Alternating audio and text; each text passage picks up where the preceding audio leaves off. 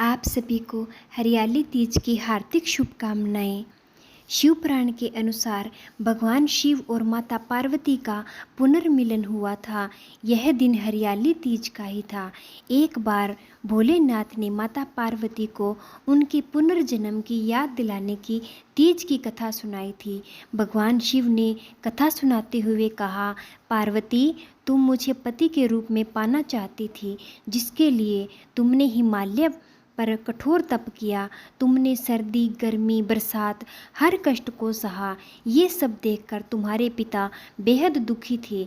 एक बार भगवान विष्णु के कहने पर देवर्षि नारद तुम्हारे घर गए और उन्होंने तुम्हारे पिता से कहा कि विष्णु भगवान आपकी पुत्री से विवाह करना चाहते हैं।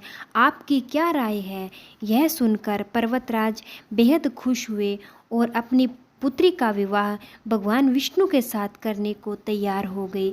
यह समाचार देवर्षि नारद ने भगवान विष्णु को दिया, लेकिन जब ये बात तुम्हें पता चली तो तुम बहुत नाराज हो गई, क्योंकि तुमने मेरे लिए घोर तप किया था और तुम मुझे मन ही मन अपना पति मान चुकी थी। यह बात तुमने अपनी सहेली को बताई तो उसने तुम्हारी मदद के लिए तुम्हें घने वन में छुपा दिया था। वह वन ऐसा था जहाँ तुम्हारे पिता कभी नहीं पहुँच सकते थे। इस वन में तुम लगातार तप करते रहे। पर्वतराज तुम्हारे न मिलने से परेशान थे। वह इस चिंता में थे कि यदि भगवान विष्णु बारात लेकर आ गए और तुम नहीं मिली तो वह नाराज हो जाएंगे।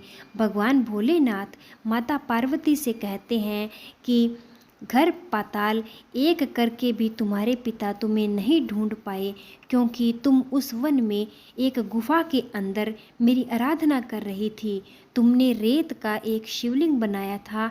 तुम्हारे तप से प्रसन्न होकर मैंने तुम्हारी मनोकामना पूरी करने का विचार किया।